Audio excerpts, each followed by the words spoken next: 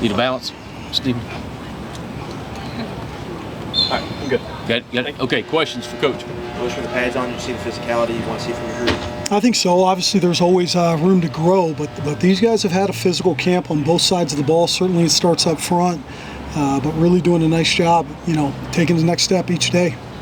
There's been so much talk about how you guys can use Gavin in different ways.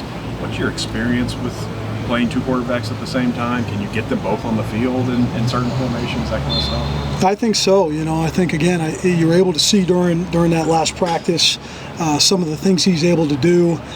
We think he's one of the best ball carriers we have as well. So it's on us to be creative, making sure it's a package he can handle, but he can also handle going in and being the full-time quarterback if needed there, and it's something we're working on. With such a couple of conference games so early in the schedule, does that change any way the way you approach camp? It's a great question. I think it does. It absolutely does. I think for us, not as much of how we approach it with our players, but certainly from a staff standpoint, staying ahead of our self-scouts. And we would like to, by the end of the summer, put away some of those game plan thoughts for week 2, week 3, so we can quickly get back to them, and certainly have a lot of those game plans in so we can be practicing some of those things towards the end of camp.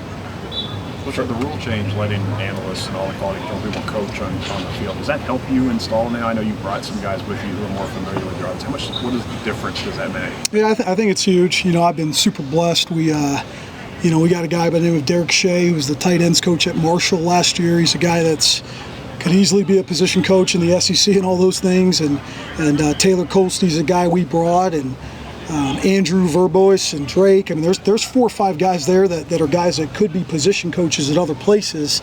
So we feel blessed. We're adding these guys, and we're able to have them coaching. We're able to have them out there, give more one-on-one, if you will, with positions, and that's been a plus. Fred Ferrier's a guy who made a bunch of plays when we were out here Saturday, and I know he played well in the spring, but is he a guy that surprised you a little bit just since you've got him here? I don't know if surprise is the right word. I just think it's so interesting for so many of these guys. As you know, it's the football part of it, and it's that consistency over intensity day in and day out. Fred's one of those guys that I'm not necessarily mentioning in the media every day, and I think for him, he's been able to just put his head down and go to work for 3-4 months. And I think he, of all the guys on this offensive roster, is a guy that we have been tremendously proud of for those reasons. His situation might not be exactly what he wants it to be right now, but he's working like he's the number one guy, and as you know, you got to be ready when your number's called. There's been a lot of talk about the helmet comm, but the tablets, what can that help you with on game day, and maybe what was your experience working with those when you were in the NFL? Yeah, I think it can be certainly a huge plus. But we got to be efficient with it. Sometimes, as you guys know, in between drives, there's only sometimes 4, 5, 6 minutes, and so can't necessarily be on those tablets taking forever. The communication's got to be in sync. We're putting a plan together, what needs to be known right now and what can maybe wait for another drive or two, and so we're going to definitely use that on Saturday. Try to get a good trial run, if you will, for that, so we can be ready for game 1. When you were in the NFL, were tablets allowed then, or did they come in after you? They were. Now, we could only get the pictures, so a lot of times for the quarterbacks, you'd have that time to sit with them and just show some of the views. But, I think the video is going to be a game changer in a lot of ways. But again, as you know, it's how can we communicate in a way where it's simple, clear, and concise. And we all know what the tablets do to our personal lives, so hopefully it doesn't distract us like that. So. Jason Patterson was a guy that kind of was a big name in the spring. How have you seen him progress? I think he's in that same mold of Fred Ferrier. He's kind of one of those guys that's been quiet, continually working. I think I remember in July, he used to be in my office, he would have his pads on, just getting catches on these jugs machines here at about 6 o'clock at night. And so that's a guy, he doesn't say a whole lot. Again, I've said this, we always know what those upperclassmen guys are, the guys that we do a lot of media coverage with, but it's those younger guys who can step in and know what they're doing with a little bit less experience that are going to be game changers for us. Anybody else? Very good. Kamari Anderson is a guy that we've heard pretty great things about so far this offseason. How's he looking through practice, and what's the path to him getting on the field on Saturdays? Just consistency. I mean, he's certainly one of those guys. He's got all the ability in the world. He's got size. He's got athleticism. Certainly at that position, it's going to take consistent brand of ball, play in and play out. But he's a guy we're looking to really get going this year. Anyone else? All right. Thank you. All right. Appreciate. What does Kamari bring from a skill talent perspective to the tight end position? He brings both because he can line up as a wide tight end like Bates did, but he's a more twitcher, athletic guy. You remember the play he made against Louisville? I remember when they threw the ball to him, I said, oh, okay, we got somebody for next year. So I think Kamari brings more athleticism.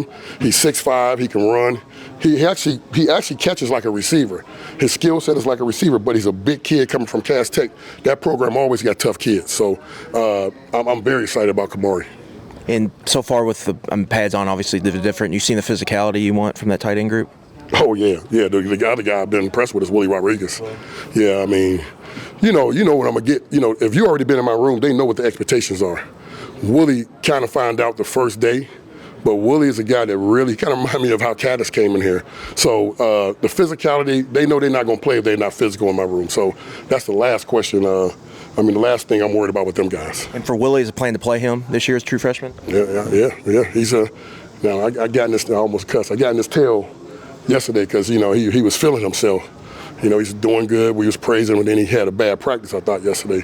Then he came back out today and redeemed himself. So I told him, I said, hey, when you're a freshman, that's why freshman red shirt, because you're inconsistent. I need you to be consistent every day. And I mean, you've seen how physical he looks. He looks like a guy that's ready to play right now. So I'm very excited about him. And Abaselm, guy you recruited, he was running with the twos already. What have you all seen from him to this point? When I recruited him, you cover recruiting, he was a guy that a lot of people covered it.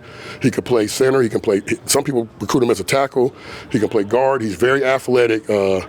Wolf really loves him. I think he's gonna be one of them guards that we had here that's gonna be a big time guy for the next years to come. All right, thank you, Vince. Nice to meet you, man. Yes, sir. All right, so just how was it getting the pads on and getting the hit for the first? You're hitting, but it's different with the pads on. How was that? Oh, that's good. You never get used to that feeling, so just getting back to that is amazing.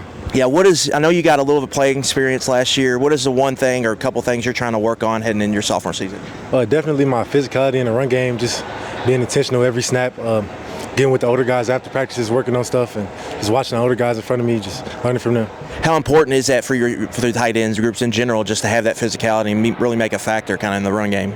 Definitely here, but I would say in the SEC in general, you need those physical tight ends that can also do stuff in the pass game. So I would say it's really important. Yeah, I saw you were seeing splitting out wide, yes, sir. Kind of in practice, yes, in some different personnel groupings. What can you bring to the offense as a pass catcher, you think? Just explosive plays. When I catch the ball, I'm looking to score. So just explosive plays, I would say, and I can get open. Yes, sir. Okay. And how important do you feel like the tight ends are in this offense? Bush Hampton told us we're going to try to get you all the ball. Do you feel like you're all going to be a real important part of the offense? Yes, sir. Real important. We're a 12 personnel heavy offense, so we're almost a main part of the offense. Yeah. So we can expect to see a lot of two tight end sets throughout the year. Yes, sir. I hope so. Yes, Thank sir. you, Kamari. Yes, sir. Adam Walker, Nice to meet you, man. How you doing? How's it going, man? Good morning. Nice to meet you. How you doing? How you doing? Good. All right. Jamori, we talked to Bush Hampton, just kind of, you all work together at Missouri. Yes, is it different now that he's, calling plays for you now? Yeah, it's a little different, man. He was my receiver coach, so he's teaching me a lot of position stuff, but now he's my offensive coordinator, so, it's a little different, but he's still the same person, Yeah. So what's been the first impression of DeKill Shorts, just kind of getting to work with him? He holds us to a high standard. That's what I like about him, you know what I'm saying? He holds us to a standard every single day, no matter if it's hot, cold, whatever it is, he holds us to the same standard, and me being a veteran, he holds me to a high standard. That's what I need to push me. And when you were at Missouri, is this offense that Bush is running really similar to that, you feel like? Some of it, yeah, some of it, but he didn't came in and brought his own little stuff into it, so he got a lot of different stuff, so I'm excited for it. Yeah, at North Texas, you kind of made a knack for kind of being a vertical receiver in that offense, making a lot of plays down the field. Is that something you think you can bring to this offense, and that's something you think the coaches staff is going to ask of you? Yes, sir. I can bring whatever it is to the offense. I can come out the backfield and run routes. I can run routes short, intermediate, and deep routes, so I can do whatever. That's why I'm so versatile. Yeah, speaking of that versatility, I know they want to play in multiple positions, but in the slot, have they tried you there at all, and you think that's going to be a spot you're going to? That's easy money. That's why I met, with Dane and Barry on side. I'm in a slot, and I move in and out at times, so I like the slot. Yes, sir. What is it about the slot that you like? It's a lot more spacing compared to outside. You know what I'm saying? It's a lot more. DBs are probably 5, 6, 7, 8 yards off where I can make my move a little, give me time to think about my move during the middle of the route. So that's the big difference. And what's one thing fans can expect from that wide receiver group this year? A lot of explosive plays, a lot of touchdowns. Okay. Most definitely. All right, and what, like, getting to know Brock, like, what is a route or something that you are working on specifically trying to nail down this season? I think it's just more so chemistry with him. You know what I'm saying? I missed all the spring, and a lot of the guys here had spring with him, so I'm just still trying to get the chemistry of what he's thinking on certain routes and stuff like that. So that's what I'm taking the time to do before season starts. Yes, sir. Thanks, Jamar. Yes, sir. Appreciate it.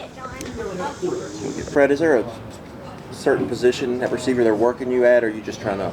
Honestly, I'm trying to learn all positions. I'm trying to be able to get thrown in anywhere and know absolutely what I'm doing. Right now, I'm really at outside, but I mean, I took some inside reps as well too. So honestly, I'm just learning concepts, learning every position, trying to get in where I can. You mentioned DJ Waller, but can you just maybe talk about the whole kind of defensive backs as a whole, and what have you seen from them? I mean, we got Maxwell. Obviously, I mean, he's definitely top corner in my opinion. I feel like just really. Them techniques at corner, it's hard for a receiver to get open 100% of the time. We got JQ as well. He kind of like DJ, similar, really longer at the line of scrimmage and be able to get hands on you and stuff like that. It's a younger quarterback that I've been going against, to Ryan as well. He's definitely showed some skill and stuff like that, making it a little hard at the line of scrimmage and stuff. So I feel like cornerback room is definitely very talented this year indeed. Fred, what can some of the fans or people going to watch you all this year, what can they expect from that wide receiver room? Excitement.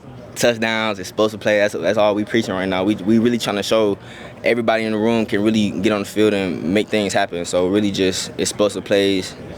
I asked Jamari the same question. He said explosive plays too. Is that a big emphasis for you all this year? I would say so, most definitely. I mean, everybody wants to be able to have a play down the field and score, you know what I'm saying? So really, I mean, me personally, like I said, I'm harping on explosive plays. Like I want to make down the field plays and big plays for the team and stuff like that. When people ask you about Brock, what do you tell them?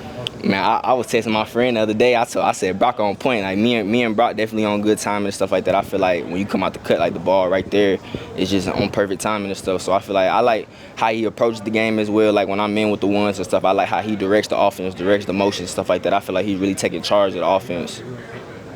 One of the things Coach Hammond told us is that you come out to work every day like you're the number one wide receiver. How do you develop that mindset? I say honestly, when I first got here, I had a little chip on my shoulder just because I feel like people didn't really know I came here and stuff like that, and knowing where I came from. So I mean, I came out and I just wanted to work every day. I wanted to give myself the best absolute opportunity, so that when my opportunity comes, my preparation is on point and I can show what I've been working on and stuff like that. So I mean, I spend a lot of time even at home just watching film, watching NFL receivers, watching college receivers and stuff like that. When I'm here, making sure my body on point, getting treatment, jugs, stuff like that. So I do take pride in working hard outside of the mandatory hours. Who's some of those receivers that you model your game after a study like that? I say in high school, my favorite receiver was Justin Jefferson, especially when he's at LSU and stuff like that. Like I was watching them close. But honestly, as I got older, I kind of like Jamar Chase, like just how aggressive he is and how he kind of allows defenders to get their hands off him, and just how strong he is at the catch point, being able to get their hands off and stuff like that. And I kind of been watching his film, really seeing like how to be more aggressive and stuff like that, getting my hands up and getting their hands off me. When I talk about corners like DJ and JQ, like being able to just, when they redirect me, getting their hands off and stuff like that. So I say Jamar as well. Did you watch Receivers on Netflix? Yes, I did. My favorite, Tay Adams. Tay Adams, for sure. You had a background on both sides of the ball coming up. Mm-hmm. Yeah. How did that play on the other side help you kind of to get that appreciation for how to be DBs? Well, I'd say, like, honestly, in high school, like, we didn't really play too many coverages. It was kind of cover 3 and cover 4, so I was in bail technique the whole time. So I can't say, like, I know too much about the defensive side and defensive structure, but I will say, like, I know what defense do and don't like, especially when it comes off the ball and stuff like that. So I'll say it helped me a little bit. Oh, my bad. Also, when I was at UAB, I played corner on punt return, so I kind of know, like, just what they looking at and what they not looking at, because I was working with the DB coaches just to work that specific position.